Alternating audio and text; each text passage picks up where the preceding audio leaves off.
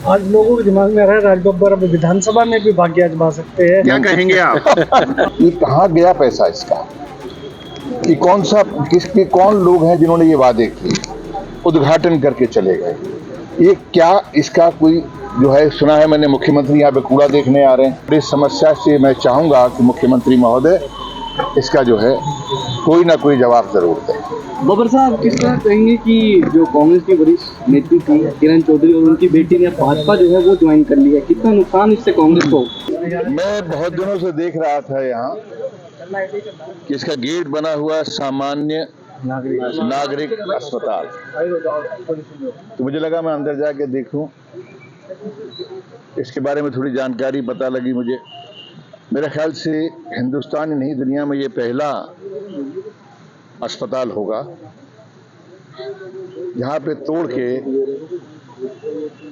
जो है एमसीजी जो है गुड़गांव की वो इसको पार्किंग के लिए कर रही है। पार्किंग बहुत ज़रूरी है, इसमें कोई दो राय नहीं, लेकिन ये मैंने पहली बार सुना है कि अस्पताल तोड़ के पार्किंग बने, ये दुनिया में कहीं नहीं हुआ। और ये लगातार इसकी छतें टूटती रहीं, लेकिन छतों के बजाय भ्रष्टाचार होता रहा। छतें तो टूट टूट के चली गईं और एक वक्त आया कि इन्होंने प्रपोजल बनाया कि साहब इसको हम 700 बेड का अस्पताल बनाएंगे। मैं आज वही देखने आया कि कितनी नींव रखी गई है 700 बेड का।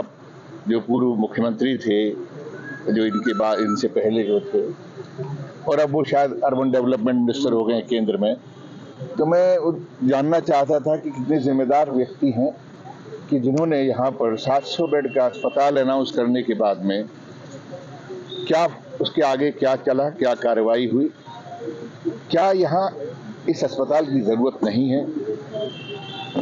और मुझे इसलिए भी इस बात के लिए नजर आया कि मुझे जरूर जाना चाहिए, क्योंकि चुनाव में मैंने ये मुद्दे उठाए थे, यहाँ की जो समस्याएं उनके लेकर मुद्दे उठाए थे, और उन मुद्दों का असर ये हुआ कि मैं जैसे ही मैंने धन्यवाद टूर खत्म किया और मैंने यहाँ के अधिकारियों से टाइम मांगा, और मैंने सबसे पहला मुद्दा सफाई का, क्योंकि जो बरसात आ रही है उसके लिए ये तमाम चीजें जो हैं इतनी जरूरी हैं। ये कहाँ गया पैसा इसका? कि कौन सा किसके कौन लोग हैं जिन्होंने ये वादे किए, उद्घाटन करके चले गए? ये क्या इसका कोई जो है सुना है मैंने मुख्यमंत्री यहाँ पे कूड़ा देखने आ रहे हैं, तो मुझे लगा मैं यहाँ भी चला जाता हूँ, क्योंकि कूड़ा देखने आ रहे हैं, इससे पहले तो कभी आए नहीं। तो जब मैंने मेमोरेंडम दिया वहाँ पर जो हरकतें हुई प्रशासन में भी और शासन में भी चंडीगढ़, तो मुझे लगा चलो आज यहाँ चला जाता, शायद मुख्यमंत्री महोदय यहाँ भी आ जाएं और देख लें कि यहाँ पर जो सामने एक गेट बना हुआ है जो एक अस्पताल का है और अंदर जो है गाड़ियाँ खड़ी हैं। ये गुड़गांव म्युनिसिपल कमिश्नर साहब के बारे में तो मैं नहीं जानता उन्होंने क्या इसके बारे में निर्णय लिया है, लेकिन मैं चाहता हूँ सरकार ने इसके बारे में क्या निर्णय लिया है।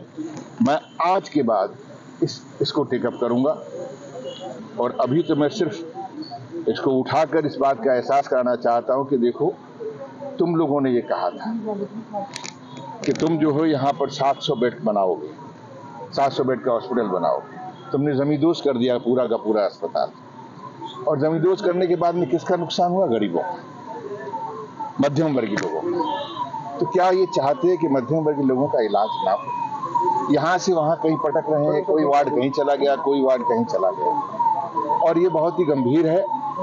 इस समस्या को मैं लगातार उठाता रहूंगा, और इस समस्या से मैं चाहूंगा कि मुख्यमंत्री महोदय इसका जो है कोई ना कोई जवाब जरूर दें। बब्बर साहब किस तरह कहेंगे कि जो कांग्रेस की वरिष्ठ नेत्री थी किरण चौधरी और उनकी बेटी ने भाजपा जो है वो ज्वाइन कर लिया है, कितना नुकसान इससे कांग्रेस को? ये अस्पताल टूट चुका है और टूटी हुई दीवारों के बारे में मैं सिर्फ ये चाहता हूँ कि कब बनेंगी।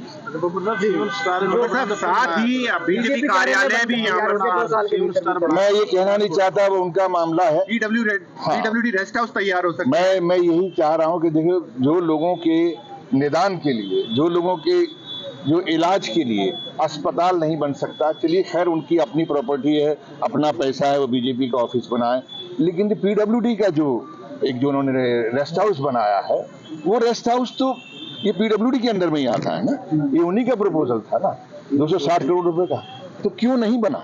अपने रहने के लिए या मंत्रियों को खुश करने के लिए आप 4 बेडरूम 5 बेडरूम के पीडब्ल्यूडी रेस्ट हाउस बना लेते हैं, लेकिन जो गरीबों के लिए या मध्यम वर्गीय लोगों के लिए आप अस्पताल नहीं बना सकते। सर किरण चौधरी ने बीजेपी ज्वाइन करनी उनका अपना इरादा है। बब्बर साहब, अब कांग्रेस जो है वो लगातार लोगों के मुद्दे जमीन पर उतरकर उठा रही है। आने वाले दिनों में क्या ये जो कार्रवाई आप लोग कर रहे हैं सरकार के खिलाफ, मौजूदा सरकार के खिलाफ, ये आने वाले दिनों में देखने को मिल सकती है? देखिए, मैंने आपसे क्या कहा, सरकार कोई भी क्यों ना, क्षेत्र के मुद्दे जो हैं, क्षेत्र की समस्याएं जो हैं, वो सरकारों से नहीं जुड़े होते हैं, वो लोकल लोगों की समस्याओं से जुड़े होते हैं। मेरी सरकार आएगी, निश्चित नजर आ रहा है। आज लोगों के दिमाग में रहा है राज बब्बर अब विधानसभा में भी भाग्य आजमा सकते हैं, क्या कहेंगे आप? मैंने आज तक कभी ऐसा किया नहीं है और मेरे ख्याल से मैं 27 साल से राजनीति में। जनता की डिमांड हो तो अगर आलाकमान कहे तो मैं वैसे काम कर रहा हूँ।